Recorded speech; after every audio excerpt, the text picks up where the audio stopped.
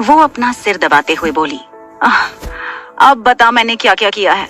वैसे तो मुझे पता है मैंने बहुत रायता फैलाया होगा।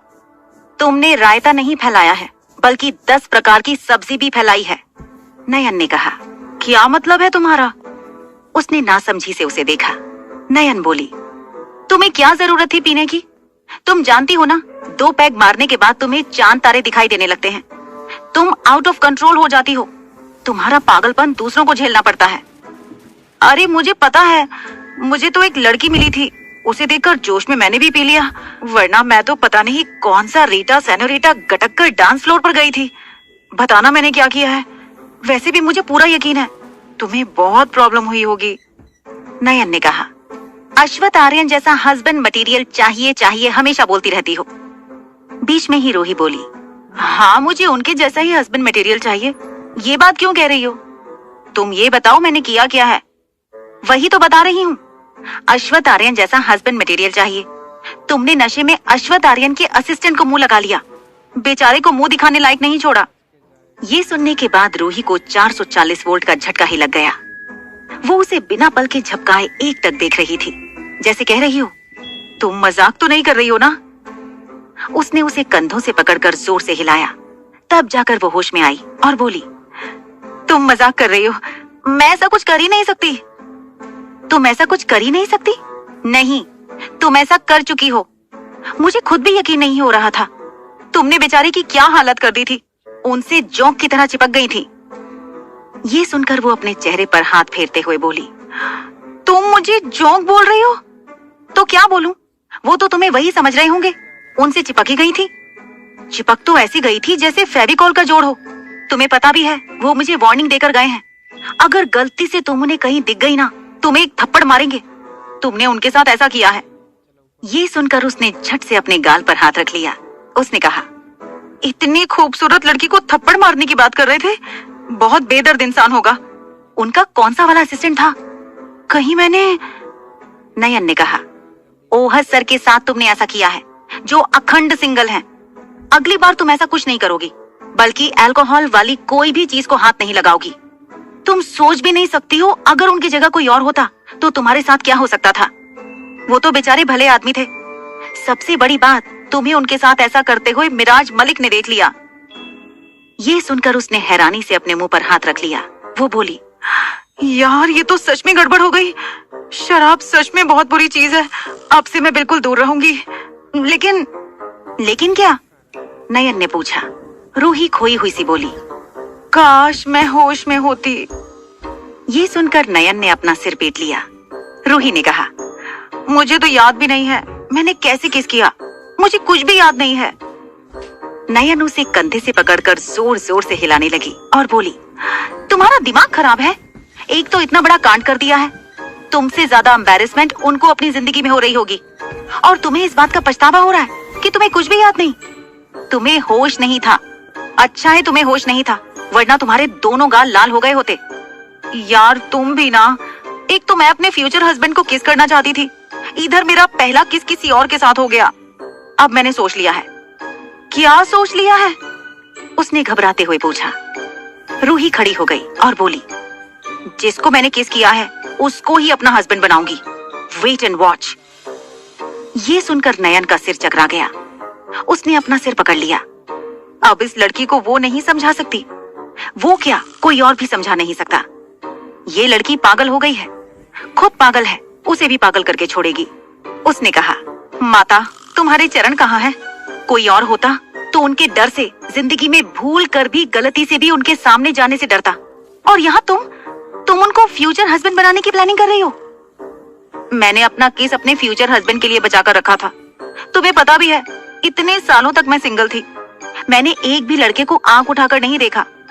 न जाने कितने लड़कों ने मुझे प्रपोज किया, इतने लोगों का मैंने दिल तोड़ा, कभी कोई मेल फ्रेंड नहीं बनाया। अपनी लाइफ सेटल करने के लिए अपने मम्मी पापा की पसंद के वेल सेटल्ड लड़कों को भी रिजेक्ट किया, बिकॉज वो मुझे पसंद नहीं थे। उनमें मैं जो चाहती थी वो क्वालिटीज नहीं थी। एक तो मेरा केस ऐसी हालत में हो गया है कि मुझे याद भी नहीं है। रूही ने उसे बताया। नयन खींच कर बोली, याद नहीं है तो क्या तुम उसे दोबारा मुंह लगाने जाओगी? ये सुनकर रूही ने उसे देखा और बड़ी सी स्माइल दी। ऐसे स्माइल क्यों कर रही हो? नयन ने पूछा। रूही ने आई विंक करते हुए कहा, वैसे आइडिया बुरा नहीं है। वो मुंह फाड़कर उसे देखने लगी। पागल हो गई हो? तुम्हें अपना गाल लाल करवाने जाना है? डोंट वरी डार्लिंग, मेरा नाम रूही अरोड़ा है, देखती जाओ। वो अपने बालों को समेटकर जूड़ा बनाते हुए बाथरूम की तरफ बढ़ गई। नयन को उसकी टेंशन हो रही थी। उसे अच्छे से ओहस का गुस्से वाला चेहरा याद था। उसकी वार्निंग कोई मजाक नहीं थी। वो सच में उसका गाल लाल कर देगा। एक तो वो एक ऐसा इंसान था जिसकी जिंदगी में आज तक कोई लड़की नहीं थी। वो लड़कियों से दूर रहता था और ये मैडम आग से खेलने के लिए मरी जा रही थी। वो खुद से बोली, जाओ आग में कूद जाओ, जलकर मर जाओगी तब पता चलेगा। इतना कहकर वो बेड पर लेट गई। एक तो वो उसकी वजह से सो नहीं पाई थी। वो ब्लैंकेट तानकर सो गई। मलिक हाउस में नीर अपने मम्मा पापा को देख रहा था। उसने पूछा, मम्मा आपका और पापा का झगड़ा हो गया है? ये सुनकर मिस्टर एंड मिसेस मलिक ने नीर को देखा। मिस्टर मलिक ने कहा, ये क्या कह रहे हो बेटा, तुम्हारे मम्मा पापा कभी झगड़ा नहीं करते। नीर ने कहा, फिर पापा मेरे रूम में क्यों सो रहे थे? मम्मा भी पापा से बात नहीं कर रही है। मिसेस मलिक ने मिराज को देखा और कहा, जरूर तुम्हारे पापा की गलती होगी। ये सुनकर मिराज खांसने लगा। निया ने कहा, नीर चुपचाप अपना ब्रेकफास्ट खत्म करो, स्कूल भी जाना है।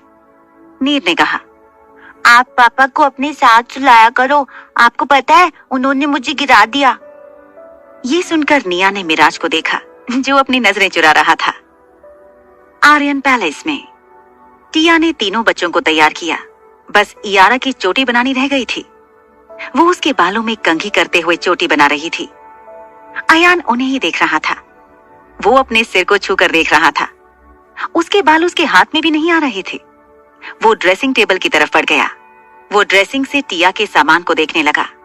वो कंघी खोज रहा था। उसे उसका ब्रश मिला। उसने पकड़ लिया। वो उसे अपने सिर पर चलाते हुए मुंह से आवाज निकालने लगा। फिर वो रियो की तरफ बढ़ गया जो फ्लोर पर बैठकर अपने जूते पहन रहा था।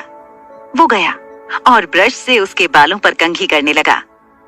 रियो ने उसे देखा पर कुछ नहीं कहा। वो खुशी से चिल्लाते हुए हिलने लगा। टिया उन दोनों को देख रही थी। इयारा ने कहा, छोटा बीबी उसे मारो। रियो ने उसे देखा और कहा, तुम बहुत बुरी हो। इयारा ने जीप निकालकर उसे चढ़ाया। अयान उसे ही देख रहा था। फिर उसने रियो को देखा। वो उसके सामने जाकर खड़ा हो गया।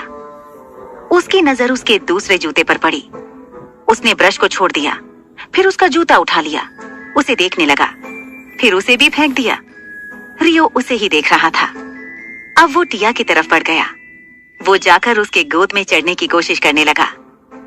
टिया ने इयारा की चोटी बना दी थी। वो उठ गई और वो भी अपने जूते पहनने लगी। टिया ने अयान को उठा लिया और बोली, जब तुम्हारे बाल बड़े हो जाएंगे तब तुम भी कंघी करना। वो उसे ही देख रहा था, जैसे उसकी बात समझ रहा हो। वो उससे लिपट गया। आर्यन कॉर्पोरेशन, समय 11 बजे। आदित्य ने ओहस को देखा। उसकी नजर उसके होठों पर पड़ी। उसने पूछा, तुम्हारी लिप्स को क्या हो गया है? ये सुनकर वो सिटपिटा गया। अब वो क्या बताता? उसकी ये हालत उस दुष्ट लड़की ने की है। ओजस ने भी उसे देखा। फिर कहा, हाँ तुम्हारे लिप्स को क्या हुआ है? ओहस ने कहा, कुछ नहीं, वो वहां मिराज आते हुए बोला, क्या हुआ? तुम लोग क्या बात कर रहे हो? हमें कॉन्फ्रेंस रूम में भी जाना है भाई। ओजस ने कहा, ओहस के लिप्स को कुछ हुआ है। ऐसा लग रहा है जैसे किसी ने काट लिया है। अब उसको मधुमक्खी तो काट नहीं सकता। मधुमक्खी के छत्ते में मुंह घुसाने तो नहीं गया होगा। ओहस ने मिराज को देखा। मिराज को हंसी भी आ रही थी। उसने कहा, अरे ऐसा कुछ नहीं है। हमारे बेचारे ओहस के साथ जो हुआ है ना, ऐसा किसी के साथ ना हो। आदित्य ने जब ये सुना, उसने उसको देखा। अब वो जानने के लिए उतावला होने लगा। उसने जल्दी से पूछा, ऐसा क्या हो गया जो किसी के साथ नहीं होना चाहिए? ओहस ने मिराज को देखा और कहा, सर मत बताइए, छोटा खरगोश ढिंडोरा पीट देगा। आदित्य बीच में ही बोला, तुम चुप रहो। चलो लीगल एडवाइजर बताओ क्या हुआ है। देखो झूठ नहीं बोलना। झूठ बोले कौवा काटे। झूठ बोलना पाप है। नदी किनारे सांप है, वही तुम्हारा। बीच में ही मिराज ने कहा, मेरे डैड कार्तिक मलिक हैं, कोई सांप मेरा बाप नहीं है। आदित्य ने कहा, तो चलो बताओ क्या हुआ है। उसकी बात सुनकर मिराज ने कहा, सॉरी ओहस। इतना सुनकर उसने अपनी आंखें बंद कर ली। मिराज ने उन्हें सारी बात बताई। ये सुनकर सब लोग उसे हैरानी से देखने लगे। ओजस ने कहा, किस पागल लड़की ने तुम्हें मुंह लगा लिया और तुमने उसको ऐसे छोड़ भी दिया? उसने कुछ नहीं कहा। आदित्य ने कहा, कोई बात नहीं, भूल जाओ, अरे कोई बेवड़ी लड़की थी। ओहस ने कहा, आजकल की लड़कियों की भी नीयत खराब होने लगी है। इतना कहकर वो वहां से निकल गया। मिराज ने कहा, वो तो वहीं उसको खींचकर मारता, लेकिन उससे पहले वो क्लीन बोर्ड हो गई। फिर वो लोग भी कॉन्फ्रेंस रूम में चले गए। जब वो कॉन्फ्रेंस रूम से बाहर आए, ओहस अपने कैबिन में चला गया। वो अपनी चेयर पर बैठा ही था, उसके टेबल पर रखा फोन बजने लगा। उसने आवाज सुनकर उठाया और कहा, हेलो। कॉल नीचे रिसेप्शन से रिसेप्शनिस्ट का था। उसकी आवाज सुनाई दी, हेलो सर, आपके लिए बुके आया है, मैं आपके पास भिजवा दूं? ये सुनकर वो हैरान रह गया। अब वो ये सोचने लगा, उसे बुके किसने भेजा है? उसने पूछा, बुके किसने भेजे हैं? Sorry sir, bouquet flower shop से डिलीवर हुआ है। आई डोंट नो किसने भेजा है, बस इतना पता है आपको देने के लिए कहा गया है। अच्छा, उसमें कोई कार्ड है, कोई मैसेज? नो सर, इसमें कोई कार्ड नहीं है, ना मैसेज। ओहस ने कुछ सोचा, फिर कहा, डस्टबिन में डाल दो। Are you sure sir? उसने पूछा। Yes I am sure. Okay sir. उसने फोन रख दिया। उसने भी फोन रखा और अपना काम करने लगा। चैनल को सब्सक्राइब करो पहले, हाँ जल्दी करो। मुझे पता है कि आप लोग नहीं करते, वीडियो देखते हो लेकिन सब्सक्राइब नहीं करते। ये लाल कलर का बटन नहीं से दबाओ, जल्दी दबाओ, जल्दी दबाओ, फिर मैं शुरू करूँ। दबा दो जल्दी, दबा दिया, घंटी भी दबा देना। ठीक, न्यू एपिसोड के लिए चैनल को सब्सक्राइब करो सबसे पहले सुनने के लिए।